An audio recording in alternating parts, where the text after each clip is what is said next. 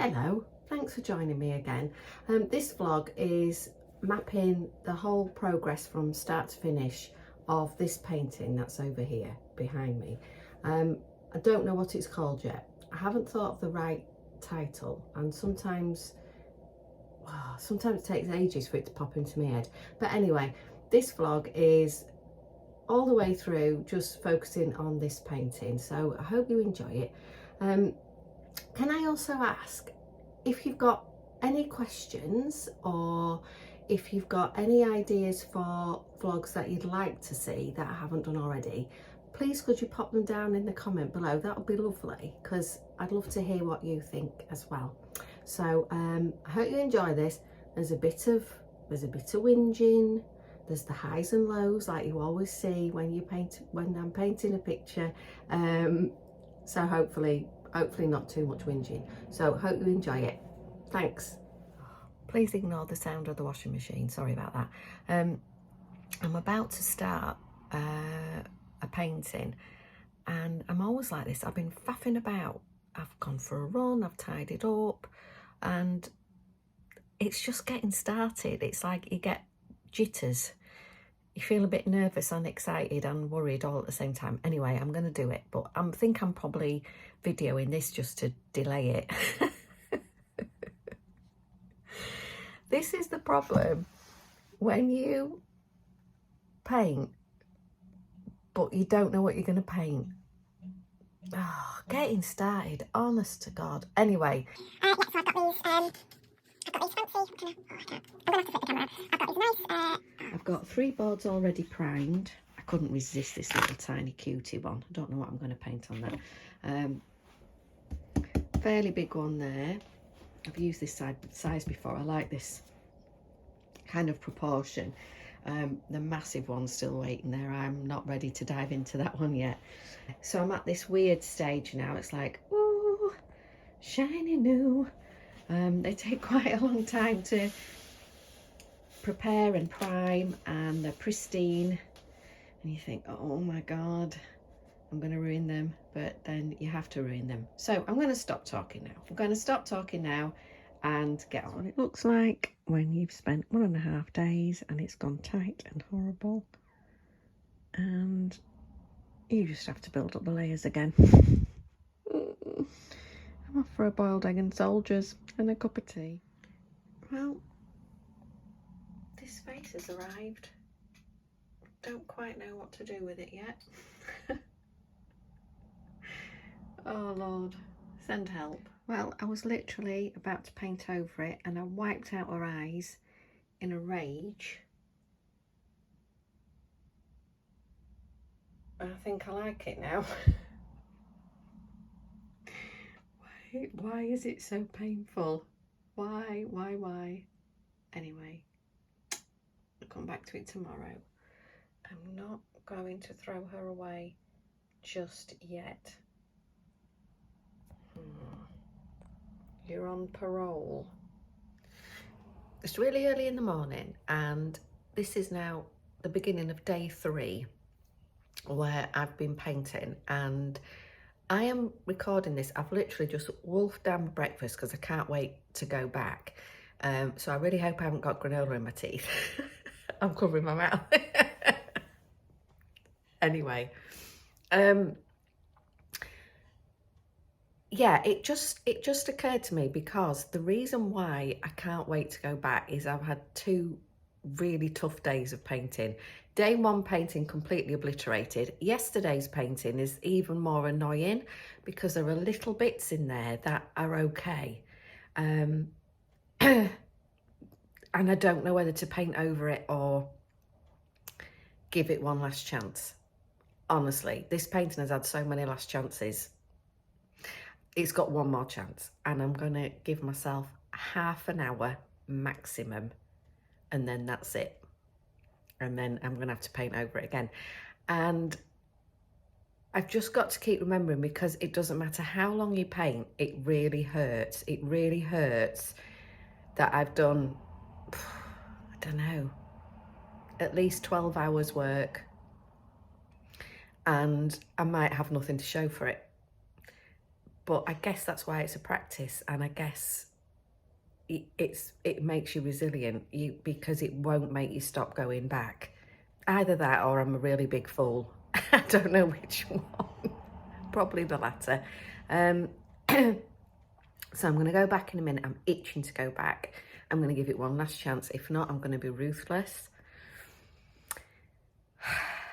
And we'll see how it goes. Also, I think this is why I strangely like cleaning, because you have an aim, you do the job, you can stand back and admire the job, you've got guaranteed results. Painting.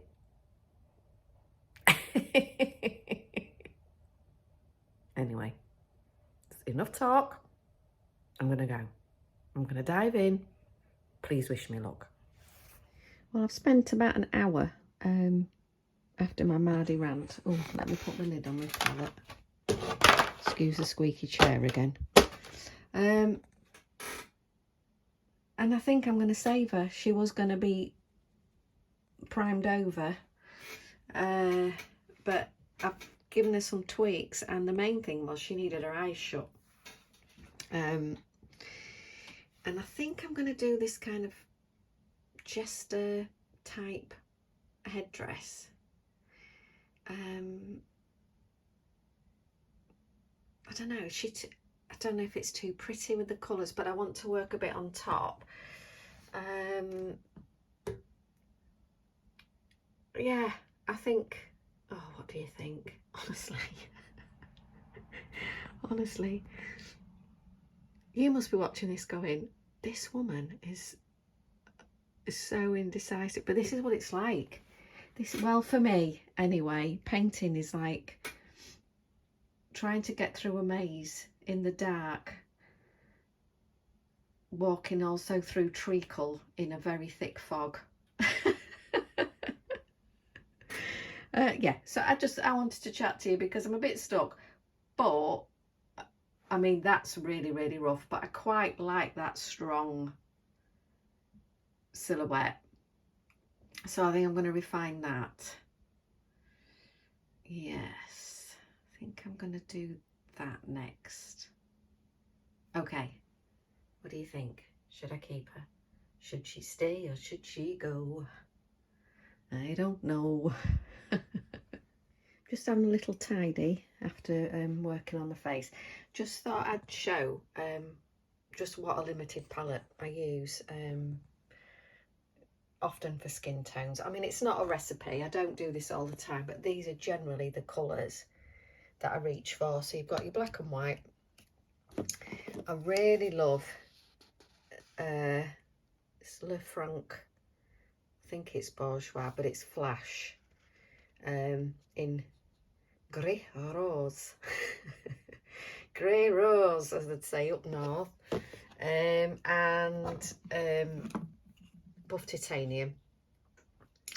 The golden's really nice. It's a little bit thicker, but I do often I use other makes as well. And then we've got cadmium red medium, and we've got the bismuth yellow and good old Prussian blue. Yeah, and you can get so many kind of warm and cool, yellowy, green, pink, all those different, you know, grey, and I often use it as on a grey base. So if you look in my palette, most of the colours then have been knocked back by using the kind of base layer of grey. Just tones it down, but you know, not every time. But I wanted this to be quite a quiet painting. I think she's definitely gonna have like a jester's headdress on. Anyway, so yeah, I just thought I'd show you that. As I say, I don't stick to that, I don't do recipes, but I do generally find myself reaching for those colours if I'm painting skin. So hope that helps. Well, I'm quite pleased because I wanted to really unify. That background was looking very bitty, and I wanted to cover up some of the bright splashes of colour, knock everything back. And I did the underlayer. You can see some of these marks because I didn't want it completely flat. And that was pretty scary because it looked quite horrible. And I was like, oh God, no, please. But I then made a tint. So I added white to that grey layer, and made a glaze. So I went over the top then with this, I call it my magic brush. I love this brush. When I first put it on, I was like, I've ruined it, but I just kept going over and over and trying to get rid of the paint marks. So hopefully you can't see the glaze layer on top and you can still see the underlayer, and it's kind of unified all together. So I'm going to have to obviously redraw the body and the hat, and I'm seriously thinking I might keep most of it that grey and keep the drawing very simple, and then something over the top. But I don't want a lot going on, and I think with my paintings at the minute they're becoming more stripped back, and I want one area of focus. So you know, like has been a lot of work. Probably don't look it at the minute with all the grey around it, but that's been a serious amount of work, and I quite like this warm grey. So I'm happy with that layer. I'm going to have a bit of dinner now before I see if I can put the line work back in, see how that goes, and then I'm just going to see whether we need more colour or whatever. But at least, I mean, that was a scary stage. That was scary, and at least I've got that done. So yeah, let's see after dinner. I think I've finished. It's a bit difficult to film because there's glare off the window, but yeah, I mean, yesterday was slow, just building up these layers just of this background. I couldn't believe how long that took, and I decided I wanted to keep it really simple. I could have added a background colour, but I wanted this to stand out, and it's quite delicate, and all the colours I kind of tried and thought of just overpowered the face. So I've kept it really, really simple, but I think I'm quite pleased I've done that. I'll stand this way because there's a bit less glare. So I think I've got to edge it. I'm going to edge that in a minute, and then varnish it. I'm going to varnish that one and that one over there today. So yeah, it feels good actually. It's not probably a big painting compared to everybody else, but this has been one of the biggest paintings I've done in a long time. So yeah, I'm really pleased I've finished. And I think when you finish your piece, you always think there's something more you could have done, but I guess that spurs you on to doing the next painting, doesn't it? You never say anything in one painting, but I feel like I've learned a lot from painting this, and it's really tested me. But that's, I quite like that. I quite like that there's a struggle in the painting, and some bits are less defined and some bits have really worked. Like probably most of the work is on the nose. My ideal job, I think, would just be painting noses. I absolutely love painting noses.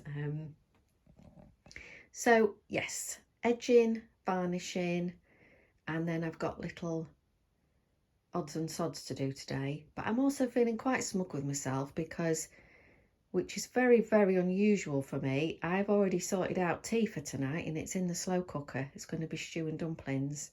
So hey, get me. I think I should just record this just to remind myself, because normally my life is utter chaos, and I'm like, do you know what? It's not even dinner time. I've finished that painting, and tea's cooking. Flipping heck. Yeah, well, that won't happen for about another 10 years. So anyway, don't be too impressed. Okay, I'm off now. Bye. It always amazes me every time how much painting the edges finishes off a piece of work. It's like, yeah, finished. So I've got this one to do.